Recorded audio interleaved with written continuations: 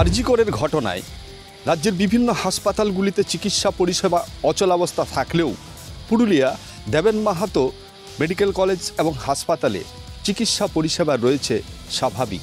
এই মেডিকেল কলেজের যে পড়ুয়া চিকিৎসকেরা তারা কিন্তু টানা আন্দোলন প্রতিবাদে সামিল হয়ে আসছেন। সোমবার দিনও এই আন্দোলন তারা চালিয়ে যাচ্ছেন এবং বিক্ষোভ দেখাচ্ছেন। এদিন তাদের পঠন পাঠন সম্পূর্ণ বন্ধ রেখেই আন্দোলন সামিল হয়েছেন তারা। তাদের দাবি, আরজিকর হাসপাতালে মহিলা চিকিৎসককে ধর্ষণ করে খুন করার ঘটনায় অভিযুক্তদের দৃষ্টান্তমূলক শাস্তি দিতে হবে। এর পাশাপাশি সমস্ত চিকিৎসককে বিভিন্ন হাসপাতালেই তাদের সুনিশ্চিত করতে হবে নিরাপত্তা ব্যবস্থা। স্বাস্থ্য দপ্তরের পক্ষ থেকে সমস্ত চিকিৎসকের ছুটি জরুরি ভিত্তিতে বাতিল করা হয়েছে।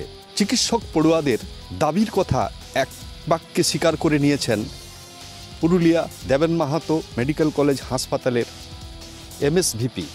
পুরুলিয়া থেকে সোমনাথ কুম্ভকার, নিউজ টাইম।